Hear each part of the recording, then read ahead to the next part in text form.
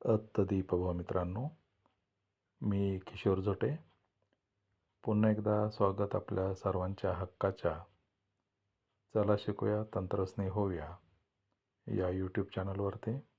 मागील व्हिडिओमध्ये आपण UDAS पोर्टलवरती वरिष्ठ कार्यालयाकडून आपल्याला जे आदेश आले होते, सूचना आल्या होत्या, त्यानुसार आपण दिव्यांग विद्यार्थी जे होते त्याची नोंद आपण केली होती.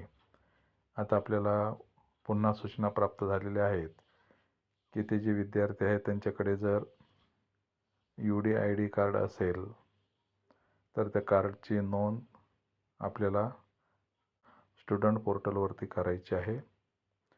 तर या छोट्याशा व्हिडिओमध्ये आज आपण तेच पाहणार आहोत. सरळच्या स्टुडंट पोर्टलवरती आपण ही नोंद कशी करायची आहे.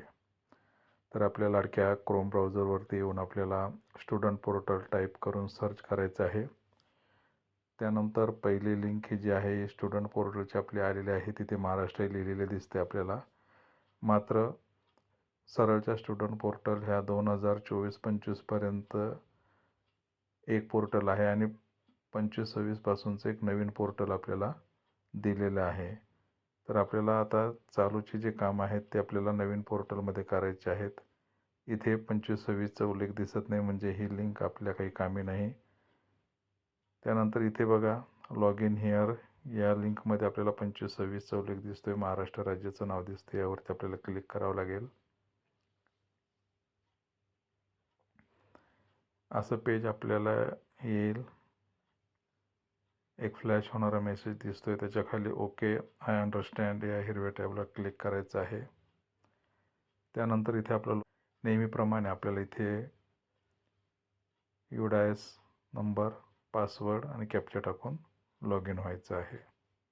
लॉग इन झाल्यानंतर असं पेज आपल्यासमोर येईल. हा मेसेज जो आहे इकडे उजव्या हाताकडून कट करून घ्यायचा आहे.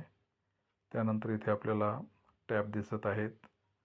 या टॅबमध्ये इथे स्टुडंट एंट्री नावाची जी टॅब आहे त्याच्यावरती आपल्याला क्लिक करायचं आहे. स्टुडंट डिटेल्सवरती आपल्याला इथे क्लिक करायचं आहे. त्यानंतर अशी पॉपअप विंडो येईल आपल्याला. प्लीज सिलेक्ट अकॅडमिक इयर याला ओके करायचं आहे. त्यानंतर इथे इयर आहे, चालू वर्ष निवडायचं आहे आपल्याला. ज्या वर्गात आपला विद्यार्थी असेल ती इयत्ता आपल्याला निवडायची आहे. त्यानंतर डिव्हिजन आपल्याला निवडायचे आहे आणि गो या बटनावरती क्लिक करायचं आहे. शेवटी व्ह्यू स्टुडंट डाटा इथे जे व्ह्यू पिवळ्यामध्ये बटन दिसते त्याला आपल्याला क्लिक करायचं आहे. वरच्या ज्या टॅब आहेत तिथे आपल्याला यायचं आहे. या वरच्या टॅबमध्ये डिसेबिलिटी आहे, मध्ये डिसेबिलिटीची टॅब आहे त्याच्यावरती आपल्याला इथे क्लिक करायचं आहे. इथे हे पेज आता ओपन झालेलं आहे बघा. आता बघा इथे आपल्याला नोट दिसते, the highlighted row below must be filled compulsory.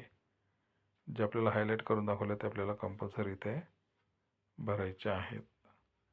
बघा UDAS वरून इथं माहिती आहे डिसेबिलिटीचं डिफॉल्ट आलेलं आहे, टाईपसुद्धा आलेलं आहे, पर्सेंटेजसुद्धा आलेलं आहे.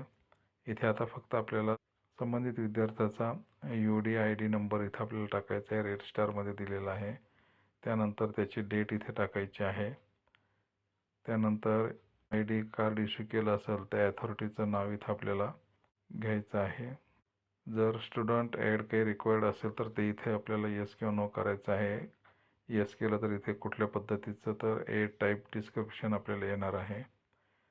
त्यानंतर इथे upload UDID certificate, select file. जर सर्टिफिकेट आपल्याकडे असेल तर ते इथे चूज फाईलला क्लिक करून ते सुद्धा अपलोड करायचं आहे आणि सेव्ह या बटनावरती क्लिक करायचं आहे. सेव्ह या बटनावरती क्लिक केल्यानंतर इथे अशी पॉपअप विंडो येईल. सेव्ह सक्सेसफुली यावरती आपल्याला ओके करायचं आहे. तर या छोट्याशा व्हिडिओमध्ये एवढंच. भेटूयात पुन्हा नवीन व्हिडिओमध्ये. तोपर्यंत जय तंत्रज्ञान.